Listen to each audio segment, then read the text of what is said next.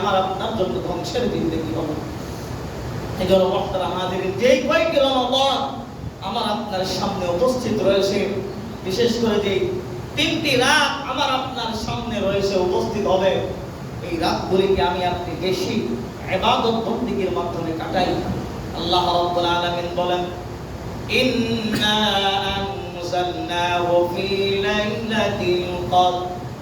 রব্বুল আলামিন এই উম্মতদের উপরে আল্লাহ রাব্বুল আলামিন এই আয়াত নাযিল করে আমাদেরকে মেসেজ দিলেন, নিশ্চয় আমি কোরআন নাযিল করেছি শবে কদরে। ওয়া মা আদরাকা মা লাইলাতুল কদর। আল্লাহ রাব্বুল আলামিন তার হাবিবকে ডেকে বলেন, মুহাম্মদ সাল্লাল্লাহু আলাইহি সাল্লাম, আপনি কি জানেন লাইলাতুল কদর কি? আল্লাহ রাব্বুল আলামিন এরপরে মেসেজ দিলেন, লাইলাতুল কদরি খায়রুম মিন আলফি শাহর। লাইলাতুল কদর এমন একটি রাত যা 1000 মাসের থেকেও উত্তম। সুবহানাল্লাহ। আল্লাহ রাব্বুল আলামিন এরপর আমাদেরকে মেসেজ দিলেন, তানাজ্জালুল মালাইকাতু ওয়ার রূহু ফিহা বিইذনি রাব্বিহিম মিন কুল্লি আমর। আল্লাহ রাব্বুল আলামিন বলেন, এই রাতে জিবরাইল ফেরেশতা সহ বহু ফেরেশতাদের দলবল এই দুনিয়ার জমিনের মধ্যে অবতীর্ণ হয়। সুবহানাল্লাহ। সালামুন হিয়া হাত্তা মাতলাইল ফাজর। এবং সেই রাত হয় শান্তিময় এবং ফজর হওয়া পর্যন্ত তা বজায় থাকে। সুবহানাল্লাহ। এমন একটি রাত রব্বুল আলামিন কোরআনে কারিমে কোট করে আমাদেরকে জানাচ্ছেন, এমন একটি রাত আমি তোমাদেরকে দান করেছি, যেই রাত্রে আমি কোরআনে পাককে নাযিল করেছি। মুহাম্মদ সাল্লাল্লাহু আলাইহি ওয়াসাল্লাম, আপনি কি জানেন এই রাত্র কি? খায়রুম মিন আলফি শাহর, যে 1000 মাসের থেকেও ফজিলতপূর্ণ এবং উত্তম। যেই মাসে জিবরাইল আলাইহিস সালাতু ওয়াস সালাম সহ বহু ফেরেশতাদের দলবল এই দুনিয়ার ভূমিতে অবতীর্ণ হন। সুবহানাল্লাহ। যারা যারা ইবাদত বন্দেগীরত অবস্থায় থাকে তাদের জন্য মাগফিরাতের দোয়া করতে থাকে একদম ফজরের আগ পর্যন্ত। সুবহানাল্লাহ। আমি আপনাকে এই ফজিলত কামনা করতে পারি না? আমার আপনার দায়িত্ব নেই যে আমার আপনার জন্য স্বয়ং জিবরাইল ফেরেশতা এবং সমগ্র ফেরেশতাদের দলবল আমার আপনার জন্য মাগফিরাতের দোয়া করবেন। কারণ আমার আপনার দোয়া মিস হতে পারে, কিন্তু ফেরেশতাদের দোয়া কখনো মিস হতে পারে না। সুবহানাল্লাহ। আমার আপনার দোয়া বিফলে যেতে পারে, কিন্তু ফেরেশতাদের দোয়া কখনোই বিফলে যায় না। ফেরেশতাদের দোয়া রব্বুল আলামিন অতি দ্রুত কবুল ও মঞ্জুর করে নেন, কারণ ফেরেশতারা অতিশয় নিষ্পাপ এবং তারা গুনাহ মুক্ত, তারা কখনোই গুনাহ করে না। কিন্তু আমার আপনার মানুষ, আমার আপনার কিসিমগত রোগ হলো গুনাহ করা, আল্লাহ রাব্বুল আলামিনের নাফরমানি করা।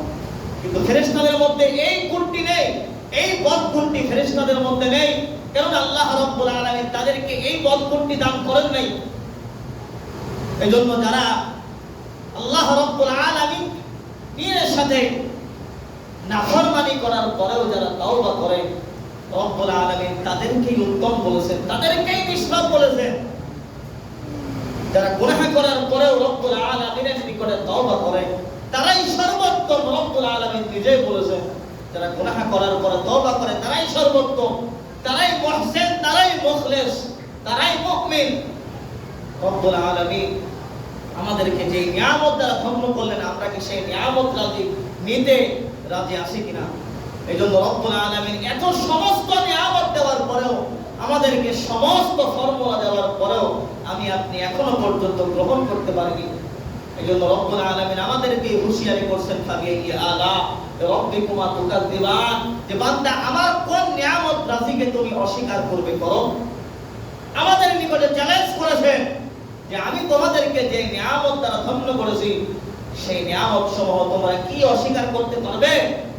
অস্বীকার করতে চাইলে করো। রব্বুল আলামিন তিনি আমাদেরকে নিয়ামত দিলেন, আবার আমাদের প্রতি চ্যালেঞ্জ ছুড়ে দিলেন। মুহতারাম হাজিরিন, আমি আপনি যদি আমার আপনার রবের পাকড়াও থেকে বাঁচতে চাই, অবশ্যই আমাকে আপনাকে আমার আপনার রবের সান্নিধ্যে যেতে হবে, তবে দুনিয়া এবং আখিরাতের কামিয়াবি এবং কল্যাণ। এইজন্য বিশ্ব নবী সাল্লাল্লাহু আলাইহি ওয়াসাল্লাম এই রাত্রের বর্ণনা দিতে গিয়ে তিনি বলেন, মান কামা লাইলাতুল কদর ঈমানা ওয়া ইহতিসাবান গুফিরা লাহু তাকাদ্দামা মিন যামবি। বিশ্বনবী সরকার দু আলম নবী সাল্লাল্লাহু আলাইহি ওয়াসাল্লাম তার নূরের জবান দ্বারা বলেন, যে ব্যক্তি ঈমান এবং সওয়াবের আশায় শবে কদরের রাত ইবাদত বন্দেগীর মধ্যে কাটাবে, তার পূর্বের গুনাহসমূহ রব্বুল আলামিন মাফ করে দিবেন। সুবহানাল্লাহ। এত বড় ফজিলত থেকে আমি আপনি মাহরুম হচ্ছি। আমি আপনি শুধুমাত্র 27 রজনীকেই নির্ধারিত করে নিয়েছি, আর বাকি রাতগুলোর ব্যাপারে আমার আপনার কোনো খোঁজ খবর নাই, খেয়াল নাই। আমরা এই রাত্রকে কেন্দ্র করে যেই পরিমাণ রসুম এবং রেওয়াজকে সমাজের মধ্যে চালু করেছি, যে আল্লাহর নবী সাল্লাল্লাহু আলাইহি ওয়াসাল্লামের জামানায় এমনটি কখনো ছিল না বা এমনটি কখনো ঘটে নাই। আল্লাহর নবী সাল্লাল্লাহু আলাইহি ওয়াসাল্লামের সাহাবায়ে কেরাম তার ঘরকে নির্ধারণ করে নিয়েছেন ইবাদত বন্দেগীর জন্য, কিন্তু আমি আপনি মসজিদে সরগোল করি, মসজিদের মধ্যে একত্রিত হয়ে সরগোলের মাধ্যমে এই রাতকে আমরা উদযাপন করি। অথচ আমার আপনার দরকার ছিল আমার আপনারা হাল পরিবার পরিজনদেরকে নিয়ে নিজের ঘরের মধ্যে ইবাদত বন্দেগী করা। কতই না উত্তর হতো আমার আপনার রব আমার আপনার উপরে রহমত বর্ষণ করতেন, সাকিনা নাযিল করতেন। কিন্তু আমার আপনার সমাজের মধ্যে যে রসুম এবং রেওয়াজকে আমি আপনি চালু করেছি, যে সবাইকে মসজিদমুখী করেছি, আমার আপনার ঘরে যদি নামাজের ব্যবস্থা তেমন না থাকে তখন আমার আপনার মসজিদে আসতে কোনো বাধা নেই। কিন্তু আমার আপনার ঘর পুত এবং পবিত্র, আমি ঘর বাদ দিয়ে এই রাত্রে সরগোল করার জন্য মসজিদের মধ্যে একত্রিত হচ্ছি। এজন্য মুহতারাম হাজিরিন, আমার আপনার উচিত হবে, আমার আপনার করণীয় এবং পালনীয় হবে আমার আপনার ঘরের মধ্যে নির্জনে রব্বুল আলামিনের সান্নিধ্যে চলে যাওয়া, নিজেকে রবের সামনে বিলীন করে দেওয়া। তবে রব্বুল আলামিন আমাকে আপনাকে মাফ করবেন। আমি আপনি আমার আপনার গুনাহের জন্য যদি নিজেকে বিলীন করে দেই, রব্বুল আলামিন আমাকে আপনাকে মাফ করবেন নাকি আযাবের মধ্যে ফেলবেন। কিন্তু আমি আপনি আমার আপনার রবের সামনে নিজেকে যদি আত্মসমর্পণ যদি না করতে পারি, তাহলে কিভাবে রব্বুল আলামিন আমাকে আপনাকে মাফ করবেন? এইজন্য মুহতারাম হাজিরিন, আমাকে আপনাকে অবশ্যই আমার রবের সামনে আত্মসমর্পণ করতে হবে। তবে রব্বুল আলামিন এই রাতের ফজিলতের বারাকাত এর রহমত আমার আপনার উপরে বর্ষিত করবেন। এইজন্য মুহতারাম হাজিরিন, যে সামনে যে 3টি রাত রয়েছে আমরা অবশ্যই ইবাদত বন্দেগীর মধ্যে কাটাবো, এবং বিশেষভাবে আমরা 27 রাতের প্রতি গুরুত্ব দিতে পারি, যেহেতু হাদিস দ্বারা এই কথাই সাব্যস্ত হয়। হযরত উবাই ইবনে কাব রাদিয়াল্লাহু আনহু তিনি কসম করে বলেছেন, আমি জানি কোন রাতটি শবে কদর। এটি সেই রাত যে রাতে আল্লাহ নবী সাল্লাল্লাহু আলাইহি ওয়াসাল্লাম আমাদেরকে ইবাদত করতে আদেশ করেছেন। এটি 27তম রাত। উবাই ইবনে কাব রাদিয়াল্লাহু আনহু সহিহ মুসলিম এই হাদিসটি বর্ণিত হয়েছে। আমি আপনি এই রাতের প্রতি গুরুত্ব দিব, তাই বলে শুধু এই রাতকেই প্রাধান্য দিব আর বাকি 4টি রাতকে আমি আপনি মাইনাস করব, এটা হবে না। অবশ্যই এই 5টি রাতে আমি আপনি ইবাদত বন্দেগীর মধ্যে কাটাবো। আমার আপনার কারো জানা নেই কোন রাতটি শবে কদরের রাত, জানা আছে? আল্লাহ নবী সাল্লাল্লাহু আলাইহি ওয়াসাল্লাম স্পষ্টভাবে বলে যান নাই, তার উম্মতদেরকে ঘোষণা দিয়ে যান নাই।